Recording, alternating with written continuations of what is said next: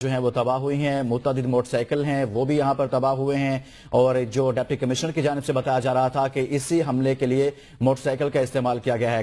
کاریں دیکھی جا سکتی ہیں وہ بھی تباہ ہوئی ہیں، عام شہری وہاں پر موجود ہیں، اور یہ تمام تر صورتحال جو تباہی کا منظر ہے اس کو دیکھ کر یوں محسوس ہوتا ہے کہ منظر اپنی کہانی خود تو بیان کر رہا ہے، لیکن یہ دھماکے کی جو نوعیت تھی، جو شدت تھی، وہ کافی زیادہ تھی۔ اسی وجہ سے جو دور دراز گاڑیاں کھڑی تھی وہ بھی اس سے کافی زیادہ متاثر ہوئی ہیں، اور یہ انتخابی دفتر تھا، اور انتخابی دفتر کے عموماً باہر سیاسی پارٹی جو ہوتی ہے اس کے ورکرز کی گاڑیاں اور جو متعلقہ امیدوار ہوتا ہے ان کی گاڑیاں ہوتی ہیں وہاں پر جو انتخابی مہم کے لیے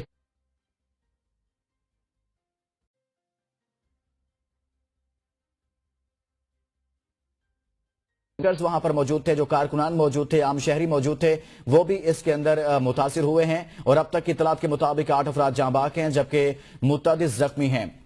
دھماکہ سابق صوبائی وزیر اسفند یار کاکڑ کے انتخابی دفتر پر ہوا ہے، اور کچھ ہی روز پہلے بلوچستان میں اور مختلف علاقوں میں بھی معمولی نوعیت کے دھماکے ہوئے تھے، اور خیبر پختونخوا میں بھی ایسی صورتحال کا سامنا کرنا پڑا مختلف علاقوں میں۔ تاہم سیکیورٹی اداروں کی جانب سے اس عزم کا اظہار کیا گیا کہ وہ تمام تر صورتحال میں انتخابات کو یقینی بنائیں گے اور سیکیورٹی فراہم کریں گے، اور اس حوالے سے مختلف نوعیت کے جو درکار اقدامات ہیں وہ بھی اٹھائے جائیں گے، اور متعلقہ اداروں کی جانب سے اس عزم کا اظہار کیا جاتا رہا۔ اور ایک مرتبہ پھر دہشت گردوں کی جانب سے اس ساری صورتحال میں عام شہریوں کو ٹارگٹ کیا گیا ہے، اور امن کو تباہ کرنے کے لیے ان کی جانب سے ایک ناپاک سازش کی گئی ہے، ایک کوشش کی گئی ہے، اور تازہ ترین صورتحال آپ کے سامنے رکھ رہے ہیں۔ مناظر آپ دیکھ رہے ہیں پشین سے، جہاں پر گاڑیاں بھی تباہ ہوئی ہیں، وہاں پر مقامی افراد موجود ہیں۔ انتخابی دفتر پر یہ حملہ ہوا ہے۔